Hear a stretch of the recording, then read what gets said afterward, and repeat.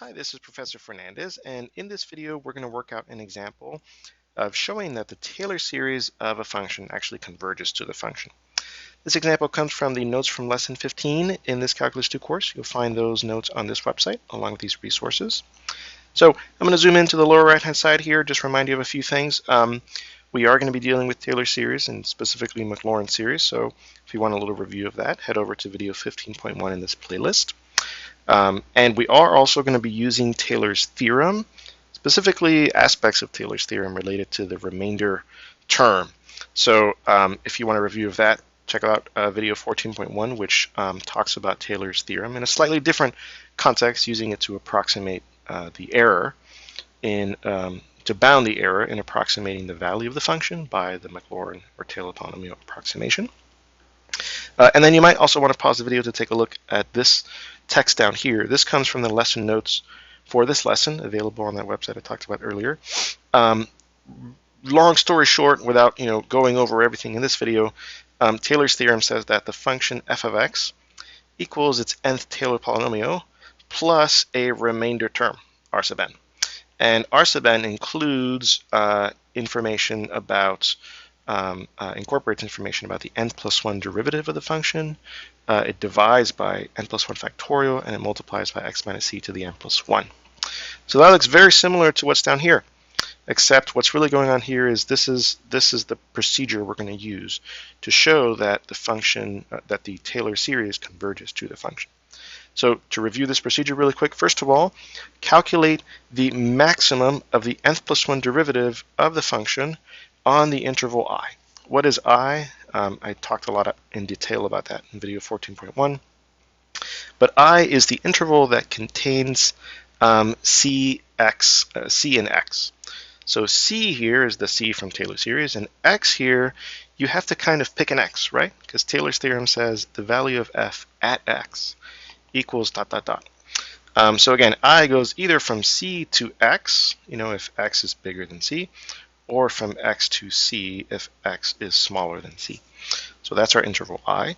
And then you calculate the nth plus 1 derivative of the function, and you find its maximum over the appropriate interval, right? Whichever direction makes sense for your particular values of X and C. That maximum is called U sub n plus 1. The n plus 1 here refers to the fact that we're doing this for the nth plus 1 derivative. Okay, once you have that that number, right? It may depend on n, who knows? Then you plop it in here, right? This is basically the remainder term in Taylor's theorem, but it is down here. This is the largest that remainder term can get, right? And then so you calculate the limit as n goes to infinity of this remainder term. If you get 0, then that tells you that as n goes to infinity, the remainder tends to 0, and as n goes to infinity, the Taylor polynomial becomes a Taylor series, and that finally tells you f of x equals the Taylor series, right? It's Taylor series. Okay, so let me go ahead and run through that with you in a couple of examples so you can see how this works in practice. The two examples in this particular video we're going to talk about are e to the x and sine x. So I've written out here the Maclaurin series for both e to the x and sine x. We've calculated these in previous videos. In 15.1, we verified the Maclaurin series for sine x, and this one over here we've calculated in the lesson notes. So I'll send you to those places if you're interested in reviewing those. So how to get started? Well, if we're going to actually show that they converge to the functions that they are the Maclaurin series for, we have to follow that procedure that I talked about earlier. So the first thing we want to do is start with the function, right, that is used here to calculate the Maclaurin series. And then we're looking for this n plus 1th derivative. And then we're looking for a way to maximize it, okay? If I take the derivative here, I get cosine x. And then if I take the second derivative, I get minus sine x. And I can keep going, right? And I could write things out, but notice that as I take derivatives of the original function, sine x, I get either sine or cosine or a negative version of that, negative sine, negative cosine. So that's always going to be what I get from my derivatives, right? and therefore my nth plus 1 derivative will be a derivative of that. It'll give me the same thing, either plus or minus sine or plus or minus cosine. Okay, so now I have information about my nth plus 1 derivative. So now I'm going to start writing down this u sub n plus 1. This was the maximum over I of the absolute value of the nth plus 1 derivative of the function. Okay, so I need to think about I here, so let's talk about that. I was either the interval from c to x or from x to c. So because we're talking about Maclaurin series here, c is 0. So now I'm looking that way. And then, so that takes care of that. And then now I have to think about x. So the way that these show that the Taylor series converges to the function type calculations go is we have to pick an x value, right? And usually it is a good idea to draw a number line, right? Draw your c value, and then pick x values that are either to the right of c or to the left of c. Those are kind of the two basic locations, right? So if we start off here picking an x value to the right of c, right? Let's call that x equals a. So x equals a. So now our c value, our interval here is going to be 0 to a. I'm going to use that one, right? It doesn't make sense to do a to 0 in this case because I've told you that a is bigger than 0, and this would be a interval that doesn't make sense. So my interval I here is going to be 0 to a, where a here I'm thinking again as some positive number. Okay, so u sub n plus 1 max over the interval 0 to a of the absolute value of fn plus 1 of x. So the absolute value of either plus or minus sine or plus or minus cosine. You can see that because this is maximum of a function, there may be some, when you get into complicated problems of this type, you may have to actually use some calculus 1 optimization theory, take the derivative, set it equal to 0, find the critical values, things like that. We don't have to do that here, which is part of the reason I started with this example, because you can also use your pre-calculus knowledge, right? Remember that sine and cosine, they oscillate. And negative sine and negative cosine also oscillate, right? And the largest they ever gets is 1, right? That's the amplitude.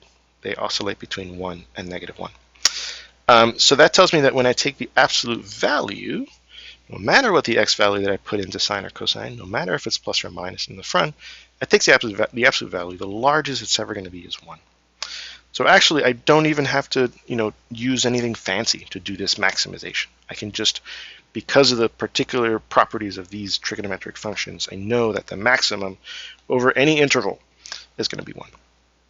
By the way, if I, it is 1, right? So let's just talk about what would happen for over here, right? So over there, I would have done a separate calculation, and my interval I would have then been from a to 0. Well, let's call it b. Why not?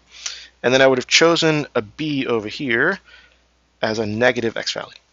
And then I would ask myself the same question. What is the maximum of this absolute value? Oops, don't want to point to the comma. What is the maximum of this absolute value of plus or minus sine, plus or minus cosine, as x ranges from some negative number b to 0? And the answer would be the same, right? Because of the properties of sine and cosine, the largest their absolute value gets is 1. So we'll see this second half of the calculation become more important in the next example we do in e to the x. But for now, we have gotten u sub n plus 1. U sub n plus 1 is 1. So then I'm going to go back here and then write out my second step. I've now found that u sub n plus 1 equals 1. So as my second step, I want to take the limit as n goes to infinity of the u sub n plus 1 x minus c. I'll just write out the general form of this and substitute in here what we know. U sub n plus 1 is 1. X, I'm going to leave it as x for now. C we know is 0 because it's a Maclaurin series. And then n plus 1 factorial.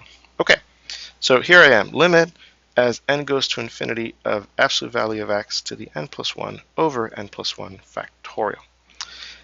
Again, x here, we would have done this in the sort of split way like we were just talking about. First of all, we did the case where a is positive.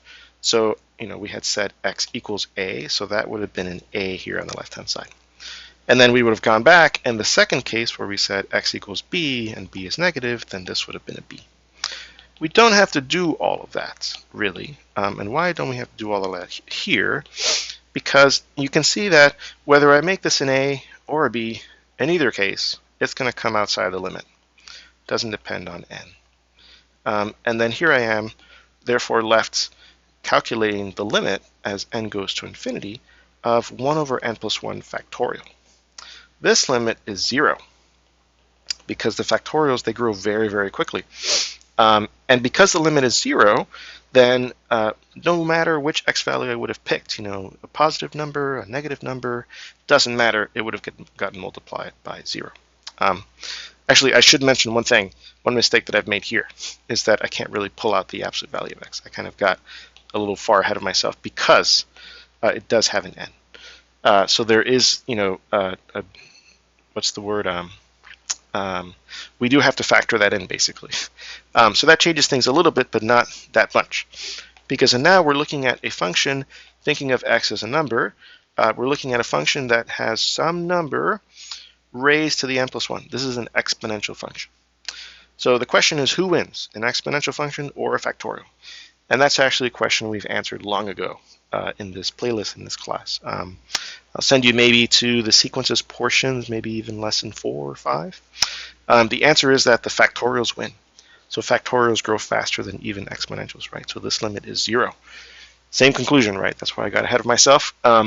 Same conclusion, but again, it doesn't depend on whether x is positive, negative. Doesn't matter. It's exponential function versus factorials, and factorials win. So in our procedure, right, that's where we wanted to show that the limit as n goes to infinity equals 0. Once you've shown that, you're done.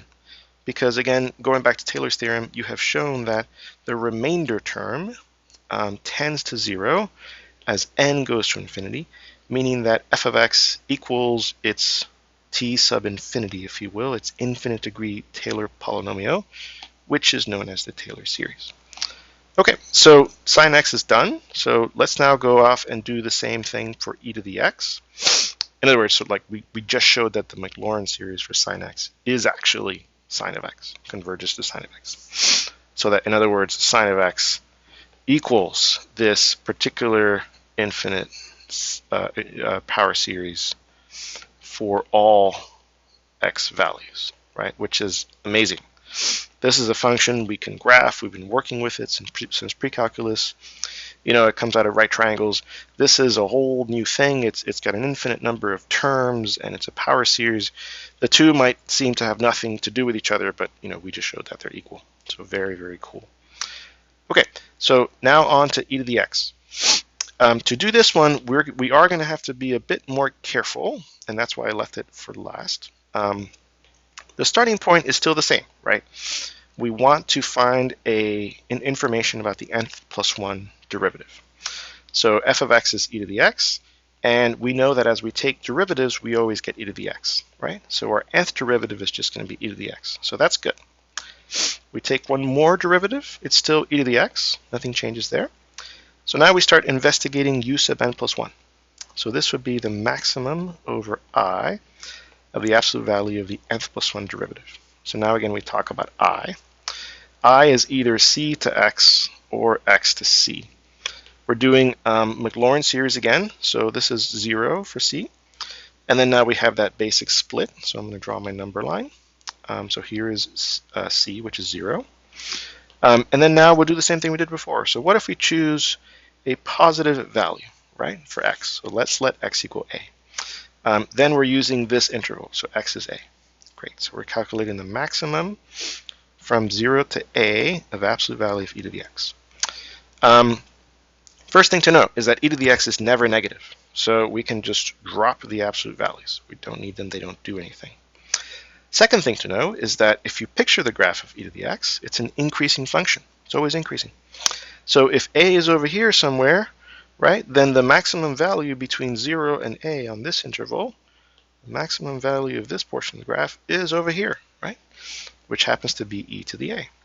So that's another easy way to calculate the maximum value. Again, I'm using pre-calculus knowledge, information. I'm using graphs. I'm using, increasing. We can think about it in terms of calculus, but also pre-calculus. But again, there may be problems where to calculate this maximum, let's say, this would have been like x squared minus 7x plus 15, or, x to the ninth. I don't know what the maximum over 0 to a of that function is, right? You'd have to then go back to the tools you learned in Calculus 1, specifically how to find the extreme values of a function. Okay, so the maximum here is e to the a. Sounds good. So that's my u sub n plus 1. Notice that it doesn't depend on n. That's fine. But it does have an e exponential in it, e to the a. Okay, so now on to number 2. So if I look then at the limit as n goes to infinity of u sub n plus 1, absolute value of x minus c to the n plus 1 over n plus 1 factorial, I have u sub n plus 1 already. That's e to the a. I had said that x was equal to a, so that's a minus, and then Maclaurin series, so 0, divided by n plus 1 factorial. And then simplifying things here, let's see what happens. E to the a, this is a to the n plus 1. I don't need the absolute values because a is positive, and then divided by n plus 1 factorial. Here I can pull out the e to the a. And if I wanted to also, this is, a to the n times a to the first. Could also pull out an a times limit as n goes to infinity of a to the n over n plus 1 factorial. Okay, similar thing here, right? So we have an exponential function upstairs. A is some positive number. It could be 10, 12 to the n, whatever. We have a factorial function down there. So factorials tend to infinity faster, way faster than exponentials. So this limit, again, is 0. So times 0, so that's 0. So check. So that shows that e to the x actually equals this Maclaurin series for all positive values of x. So now let's go off and do it, for all negative values of x. What would change? Well, so the interval changes. So now I go back and I look for my interval, right? That was over here. And the interval changes. So rather than doing the whole calculation over here, now I'm going to choose another x value maybe over here like b. B is, this is a negative number, but the magnitude of b is positive. In other words, like b is negative 4. So the absolute value of b is 4, and that's positive. So I choose a number that's over here, right? Another way to do it, and maybe this will help for us later. So let's write b equals negative k, where k is positive, right? So then that is going to give us an interval that is goes from this number to 0. So not of this form. So now we're looking at intervals of this form. So b goes from negative k to 0. Okay. So now we go back and we change these calculations. So b goes from negative k, the interval is negative k 0. Maximum of e to the x over the interval negative k 0. So now negative k is over here, and I'm looking at this interval. So the maximum over there is now on the right-hand endpoint, just like it was before, because e to the x is increasing, but this is e to the 0, because the right-hand endpoint here is 0. So instead of being e to the a, it's just e to the 0, which is 1. Okay, that makes it slightly simpler, but as you'll see in a minute, it doesn't really change anything, right? So I'm going to go here and replace a by 0.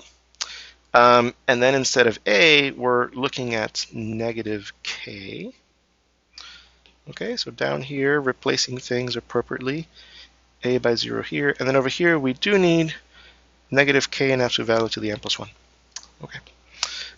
So I'll just rewrite things here, since we're dealing with something different now. First of all, absolute value of negative k to the n plus 1. Well, so that's, we said that k was positive, so that's just k to the n plus 1. Right? How did I do that? First of all, absolute value of negative k is absolute value of negative 1 times k.